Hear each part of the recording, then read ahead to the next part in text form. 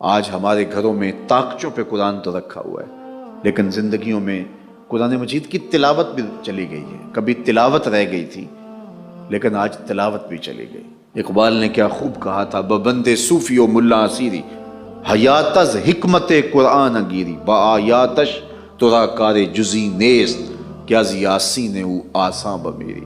تو جاہل صوفی اور کاہل ملا کے ایسے پھندے میں پھنسا کہ تو نے قرآن سے زندگی تلاش نہیں کی۔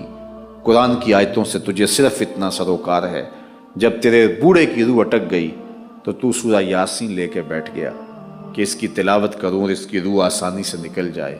اقبال کہتے ہیں اس میں کوئی شک نہیں ہے، لیکن مجھے افسوس تو اس بات کا ہے کہ تو نے اس قرآن سے بھی مرنا ہی سیکھا، کاش اس قرآن سے جینا بھی سیکھ لیا ہوتا۔ اس کا حرف حرف حیات بخش ہے، لفظ لفظ زندگی بانٹتا ہے، لیکن تو نے اس قرآن سے بھی مرنا ہی سیکھا، کاش اس قرآن سے جینا سیکھ لیا ہوتا۔ تو اس قرآن سے اگر ہم تعلق جوڑ لیتے تو آج ہم رسوا نہ ہوتے۔ اقبال نے جب شکوے کی زبان کھولی تو لہجہ تلخ ہو گیا تھا، فتوے بھی متوجہ ہوئے، لیکن جب جواب آیا تو سارا نشہ اتر گیا۔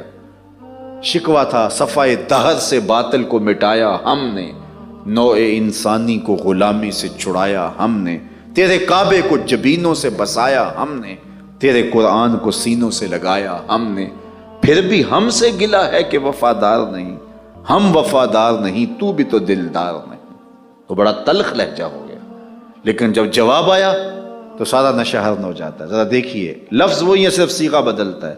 اب آواز آ رہی ہے، صفائے دہر سے باطل کو مٹایا کس نے، نوع انسانی کو غلامی سے چھڑایا کس نے، میرے کعبے کو جبینوں سے بسایا کس نے، میرے قرآن کو سینوں سے لگایا کس نے، تھے تو آبا وہ تمہارے ہی مگر تم کیا ہو، ہاتھ پہ ہاتھ دھرے منتظر فردا ہو، ہر کوئی مستے مئے ذوق تن آسانی ہے، تم مسلمان ہو یہ انداز مسلمانی ہے، حیدری فقر ہے نئے دولت عثمانی ہے، تم کو اسلاف سے کیا نسبت روحانی ہے، وہ معزز تھے زمانے میں مسلمان ہو کر، تم خار ہوئے تارک قرآن ہو کر۔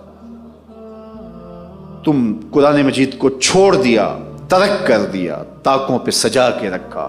اس کتاب کی تعلیمات تمہاری زندگی میں کہاں دکھائی دیتی ہے؟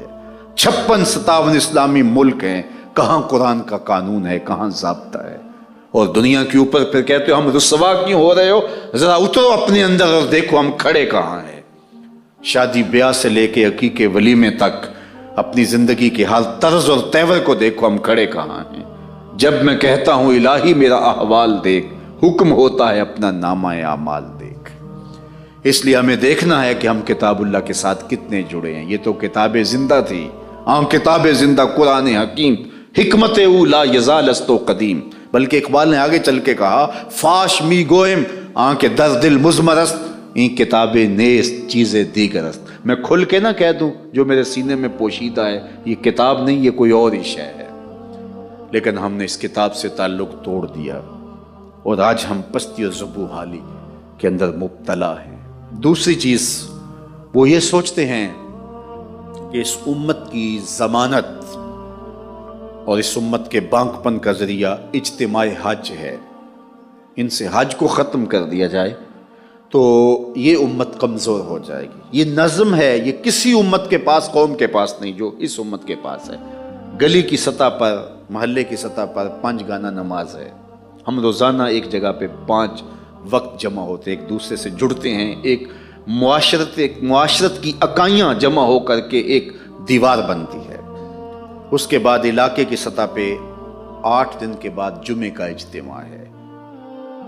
اس طرح کا نظم پوری دنیا کے اندر کسی قوم کے پاس نہیں ہے۔ پھر سالانہ عیدین کے 2 اجتماع ہیں شہر کی سطح پر، اور عالمی اجتماع حج ہے، اور حج میں خاص طور پہ عرفات میں خطبہ رکھا گیا ہے، اور اس خطبے کے اندر امت کے مسائل اور امت کی ضروریات کو سمجھ کر کے اور اس کا حل نکال کر کے پوری دنیا سے آئے ہوئے نمائندوں کو بتائیں کہ جا کے ان خطوط پر لوگوں کو پیغام اور میسج دیں۔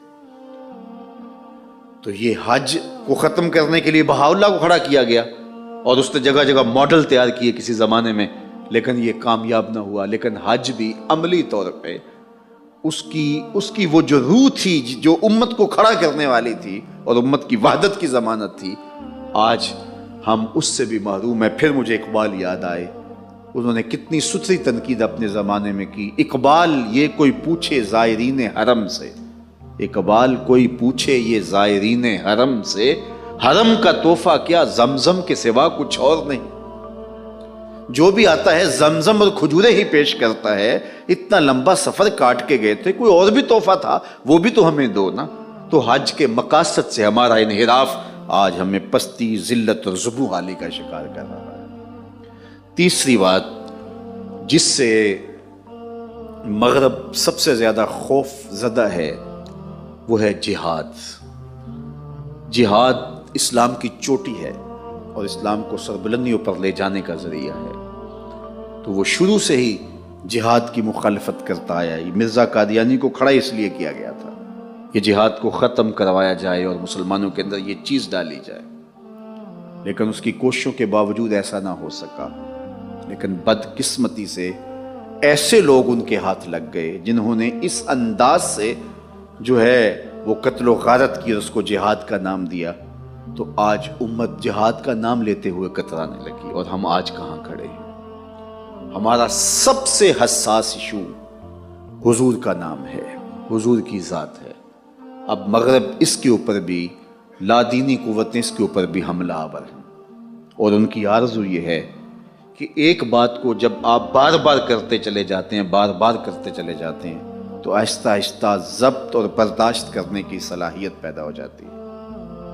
کسی شخص کے ساتھ آپ زیادتی کرتے ہیں تو وہ آگ بگھولا ہو جاتا ہے، لیکن پھر جب دوسری بار، تیسری بار، چوتھی بار جب بار بار ہوتا ہے تو ضبط کی کیفیت پیدا ہو جاتی ہے۔ تو وہ چاہتے ہیں تسلسل کے ساتھ اہانت کی جائے تاکہ ان کے اندر برداشت کی کیفیت پیدا ہو جائے۔ تو یہ اگر امت اس کو بھی برداشت کر لیتی ہے تو بطور امت اس کا وجود ہی ختم ہو جاتا ہے۔ امام مالک نے کہا تھا کہ پھر امت کی بقا ہی نہیں ہے جب ان کے نبی کو گالی دی جا رہی ہے۔ اس لیے ہمیں یہ سوچنا ہے کہ جب یہ امت میں کوئی مختلف فی مسئلہ نہیں ہے کہ حضور کی اہانت کی سزا قتل ہی ہے، یہ کوئی اس میں امت کا کوئی اختلاف نہیں ہے، لیکن